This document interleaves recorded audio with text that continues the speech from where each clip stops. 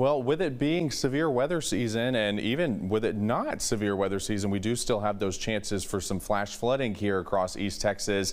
And we'll look at kind of the difference between some of those watches and warnings. So this is a flood watch, and it means that conditions are favorable maybe for some flooding to develop later on. So there hasn't been any flooding cited yet, but there could be later on. And once that flooding starts to happen, that's when a warning is issued, and that's when you start to get those flash flood warnings, which is when you want to take action. So watches, really be prepared, meaning that flooding could occur later, but if a warning is issued, that means flooding is either imminent or it's occurring, and you want to take action and take it seriously at that point. Also, with regards to severe weather in the form of maybe damaging winds, large hail, severe thunderstorms, tornadoes, that sort of thing, we're going to break down kind of the difference between watches and warnings here with regards to those. So watches mean that ingredients they're present for those storms to develop, but the storms haven't started yet. Once those storms develop, that's when you start to see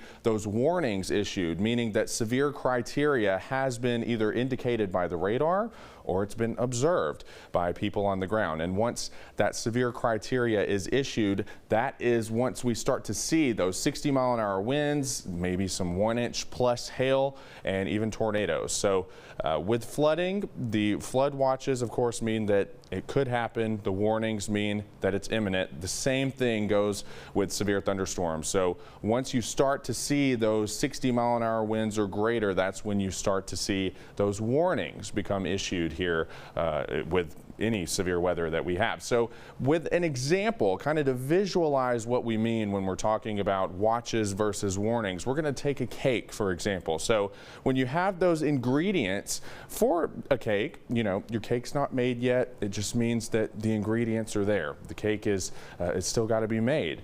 So once you have that cake, that's when the warning is issued, meaning that either the cake is there or it's about to be there. It's in the oven, it's almost done. That's what it means when you have that warning. So this is just kind of a good analogy to use to kind of visualize that difference between a watch and a warning. And also with regards to severe thunderstorms, there are differences with the warning. So the basic warning, so to speak, is 58-plus-mile-an-hour winds, 1-inch hail, that sort of thing. That means you want to stay indoors, but the EMS alert isn't going to go off. Once you start to see that EMS alert, that's when you get in that destructive category with 80-plus-mile-an-hour winds, baseball-sized hail. That's when your phone starts to go off. So any severe warning, certainly take it seriously, but that's just kind of a breakdown between the difference between those severe watches and warnings that we see each year.